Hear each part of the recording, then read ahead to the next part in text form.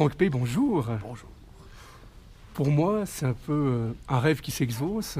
Je vous ai en face de moi pour l'interview. Et c'est vrai que je vous suis depuis des années. Pour moi, vous êtes le plus grand dessinateur animalier de bande dessinée. Vous dessinez des animaux depuis des années. Je vous ai découvert avec L'élan, avec Broussailles, aussi bien Vincent Murat. En même temps, il y a toujours des animaux qui sont partout. D'où vient cette passion pour les animaux ? Je crois que les vraies passions, on ne les choisit pas. Ça vous tombe dessus et puis on fait ce qu'on peut avec. Donc c'est le cas ici avec les animaux. Tout petit, ça m'attirait, de même que le dessin d'ailleurs. Et donc j'ai suivi en parallèle cette voie de passion des animaux sous toutes sortes de formes différentes. Je veux dire que enfant, adolescent, jeune adulte, après 40 ans, 50 ans, c'est chaque fois une autre approche, mais qui enrichit la précédente. Et c'est vrai que ça devient finalement une sorte de spécialité, un peu rare, parce que c'est vrai, c'est beaucoup de travail, de connaissances, parce que chaque espèce, chaque bestiole est différente des autres. Mais c'est du pur plaisir, donc je n'ai pas choisi. Voilà, c'est quelque chose à quoi je reviens sans arrêt et qui est une sorte de racine importante dans ma vie. Et c'est en même temps, excusez-moi, oui. C'est en même temps ma connexion la plus facile pour moi avec l'univers. Et ça, c'est des choses précieuses. Comme pour un musicien, il sait, lui, que voilà, les notes, les harmonies et tout ça, c'est par là qu'il va percevoir, mais aussi dialoguer avec l'univers.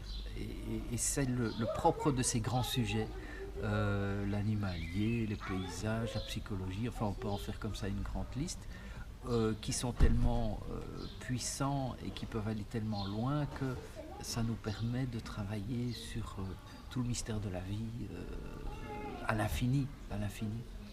Et même dans vos débuts avec Broussailles, vous étiez beaucoup plus loin, parce que vous dessiniez des pages, en fait il y avait des carrés de croquis de Broussailles, où là vous travaillez chaque fois avec les animaux, et en même temps c'est une encyclopédie, c'est fabuleux. Non, il n'y avait pas de volonté encyclopédique et encore moins de pédagogique, je dis. La pédagogie, au début de Broussailles, c'est vraiment parce que je me cherchais. Et très vite, d'ailleurs, ça a dérivé. Dès les premiers papiers, je parle d'autre chose. Je dis, j'y connais rien, je vais voir dans les bouquins, faites pareil. Mais moi, ce qui m'intéresse, c'est que dans le ciel, il y avait des nuages, etc. Donc, j'étais plus attiré, en fait, par le côté poétique de la nature que par la connaissance scientifique. J'ai une sœur qui est prof de bio, elle fait ça très bien, et c'était pas mon chemin à moi. Et en même temps, vous disiez dans les nuages, en fait, quand on lit une baleine publique, en fait, les nuages se transforment, il y a des poissons, il y a des baleines, et c'est vrai que c'est impressionnant. Donc, c'est vrai que comme tout le monde, j'ai vu des baleines dans le ciel, mais simplement, moi, j'ai osé en parler. Et moi, j'ai beaucoup aimé. C'était dans le Sculpteur de lumière, c'était cet hommage à ce grand Haussmann, qui était aussi un tout grand dessinateur animalier. Oui. Tonton René, j'avais ces dessins, ces illustrations de la forêt secrète punaisées au-dessus de mon lit d'enfant. Ouais. Et je ne comprenais pas comment on pouvait, dans un dessin, reproduire comme ça les poils, les matières, les sensations de toutes sortes, très, très, très brutes comme ça. Il y avait quelque chose qui me titillait là, qui me donnait envie. Et puis évidemment après des années, je me retrouve dans la même rédaction que lui. Ah oui, chez Spirou. Puis je sais pas comment lui parler évidemment. En même temps, il était tellement chouette que ça s'est fait tout seul, quoi. Mais ça reste un mystère, René, parce que il a un style tellement original. Et où il touche à quelque chose de très archaïque comme ça, très fort, que personne ne pourrait prétendre imiter son style et son univers. Ah, il avait créé carrément son univers, ça que c'est Et il est seul, et je crois qu'il restera seul au centre de cette magnifique représentation de la nature. Et ça m'a beaucoup inspiré, et en même temps, jamais je ne me revendiquerai d'une influence de René Haussmann, parce que j'ai su sans doute très spontanément, très tôt, que je devais trouver mon propre vocabulaire et ne pas aller chercher le sien. Et vous avez trouvé votre patte, parce que c'est vrai que moi, chaque fois que je lis un album de vous, pour moi c'est toujours une belle claque. Et il y a 3 tomes de Zorro qui étaient hyper impressionnants. Et là, on a découvert un autre Franck P. Et c'est devenu du réalisme. Oui. Mais en même temps, c'était votre patte, et ça que je trouvais superbe. Parce que c'est vrai que c'est un univers où c'est pas, il y a la femme sans visage, il y a le sculpteur. Le sculpteur, c'était presque un peu vous dans l'aventure. Ouais, on se projette souvent dans les personnages. Hein. Puis j'ai toujours adoré la sculpture aussi. Euh, évidemment, les scénaristes sont malins pour ça. Ils vont chercher ce que vous savez faire. Bonifay, il a vu juste. Donc il a mis en scène un sculpteur animalier qui était ici pour Buggy calqué sur Rembrandt Bugatti, le fameux sculpteur du début du XXe siècle, qui était le génie animalier de son époque, peut-être de tous les temps d'ailleurs. Un personnage tragique, mort très, très jeune, à 28 ans. Oui, j'adore la sculpture aussi, et donc forcément la sculpture animalière. Quoique les personnages féminins me plaisent bien. Ils sont beaux aussi, c'est vrai que aussi bien Sauvageonne, qui est superbe aussi. Manon, Et là, le dernier album, Spirou, La lumière de Bornéo. Moi, j'étais très ému en lisant cet album, parce que ça fait des années que je vous suis, donc en même temps, je vous ai vu dessiner dans les festivals, vos grosses fresques qui sont superbes, et il y avait tout votre univers. Ça veut dire que moi, j'étais très ému par rapport à ça, parce que pour moi, c'était le meilleur album de Spirou, dans le sens qu'il y a dans les reprises. Parce qu'il y a beaucoup... Donc chacun a pris sa patte, et vous, en fait, c'était super, parce qu'on retrouve les animaux. On aurait même pu enlever le mot Spirou, et ça aurait été vraiment... ça aurait été pareil, quoi. Pour moi, l'histoire est super, vos graphismes sont géniaux, quoi.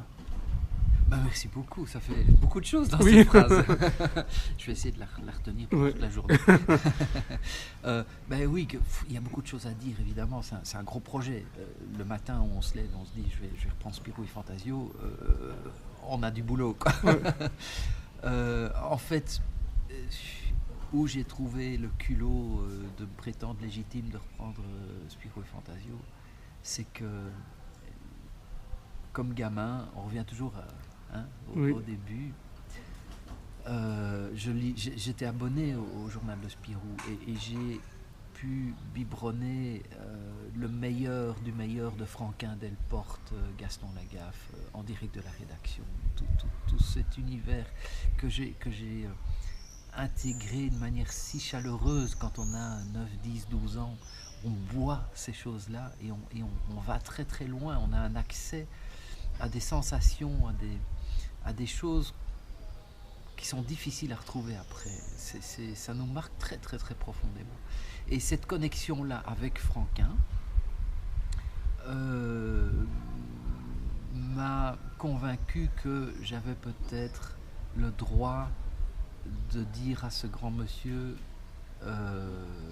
je vous aime tellement que j'ai envie d'ajouter ce que je sais faire à votre savoir-faire. Non pas prétendre faire la même chose que vous, ce qui est une folie évidemment, un non-sens, mais de dire voilà, j'ai fait mon parcours aussi en bande dessinée et j'ai envie de rajouter une petite pierre, voilà, comme tous les gens dans cette collection d'ailleurs. Mais c'est un très bel hommage. Alors c'est un hommage et en même temps c'est pas un hommage parce que j'ai pas envie ni de faire du Franquin comme je l'ai dit et ni d'être dans une prolongation de son univers à lui. En fait j'ai voulu rendre hommage à ses qualités professionnelles et dans cette histoire j'ai pris ce qui me semblait le plus impressionnant chez Franquin, c'est-à-dire sa capacité à tout aimer. Quand on voit son dessin, chaque chose qu'il représente est considérée comme digne d'intérêt et même digne d'attachement. Rien chez Franquin n'est fait au hasard, n'est fait de manière désinvolte. Et ça, c'est une leçon extraordinaire d'un artiste, parce que dessiner un brin d'herbe avec autant de talent qu'il l'a fait, le moindre point dans son dessin est une merveille. Toute sa vie. Et donc c'est quelqu'un qui se shootait au dessin du matin au soir, en fait. Et voilà la leçon que j'ai voulu humblement reprendre à mon compte dans ce Spirou, c'est-à-dire être digne de ce que je représente et mettre de l'attention à tous les niveaux. Et c'est quand même pas facile. Je veux dire, on a tous nos moments, parce que la bande dessinée, c'est 8-10 heures par jour, tous les jours, on n'est pas tout le temps en forme, il n'y a rien à faire. Il y a des choses qu'on fait techniquement, il y a des choses qu'on fait parce qu'il faut les faire, mais on aimerait mieux aller prendre un jus de citron au soleil, quoi. Et non, Franquin nous dit, non, là, tu fais attention, et si tu représentes cette planche de bois, ben, fais-la bien, parce qu'elle en vaut la peine, quoi. Voilà. Et là, en même temps, votre rêve va beaucoup plus loin. Vous êtes en projet d'ouvrir un zoo. Ah oui, alors ça c'est encore autre chose. Ah oui. Donc ça, en fait, ça va beaucoup plus loin que vos rêves. Ça, c'est une histoire formidable. J'ai toujours été donc passionné d'animaux, mais donc aussi de jardin zoologique, parce que c'est là que j'ai pu aller les voir d'une manière facile, on va dire, sans prendre l'avion, quoi. Quand on a 10 ans, c'est difficile. Et cette passion des zoos m'a amené petit à petit derrière les coulisses, c'est-à-dire que j'ai noué des relations dans ce monde-là. Je me suis rendu compte que, en tant que dessinateur animalier, j'étais à un point très original. Dans la bande dessinée, dans le dessin, il y a peu de gens qui vont par là, parce que c'est compliqué, on a déjà assez à gérer en faisant une BD, c'est déjà un boulot de fou. Donc là, j'avais déjà un atout. Et puis dans le monde des zoos, ce qui est artistique est en général assez peu développé ou valorisé, parce que ce sont des gens qui viennent du milieu scientifique, voire des gestionnaires du milieu économique. Et donc, il y a un grand vide là au milieu. Or, pour moi, qui travaille sur l'animal, ce vide pourrait être investi d'une manière extrêmement importante et intéressante, parce que c'est justement à cette rencontre entre l'art et l'animal qui peut se passer les choses les plus importantes, c'est-à-dire qu'est-ce que l'animal révèle en nous comme émotion. Le travail sur l'émotion, c'est mon boulot de BDiste, et l'animal, c'est le travail des jardins zoologiques. Et eux n'ont qu'un discours scientifique en général. Ils vous disent, voilà, l'ours, il pèse autant, il mange ceci, il se reproduit au mois de mai, enfin j'en sais rien, voilà. Et moi, quand je vois un ours, ça m'éveille les grottes de Lascaux, ça m'éveille de tout. René Haussmann, voilà, il avait un accès, les histoires ancestrales, les trucs. C'est une poésie, un ours. Oui. C'est pas un tableau scientifique, c'est pas un tableau Excel, un ours. Non. Et voilà ce que je veux développer dans un lieu qu'on a finalement appelé Animalium, et qui est développé entièrement en direction de l'interprétation de l'animal et de la nature, avec des vrais morceaux d'animaux vivants dedans.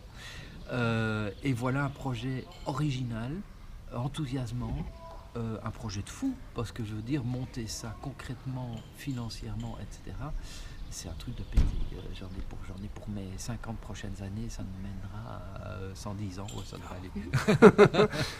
Et pour ceux qui veulent vous suivre avec votre projet, où est-ce qu'ils peuvent retrouver ça? Comment ils peuvent vous aider? Sur le net, sur mon site francp.com, il y a des choses sur le net. D'accord. Et on va communiquer petit à petit au fur et à mesure de l'avancement des choses. Mais c'est en route. Ce sera du côté de Namur. D'accord. En Belgique. Je vous remercie beaucoup. C'était très gentil en passant un moment avec nous. Merci. Merci.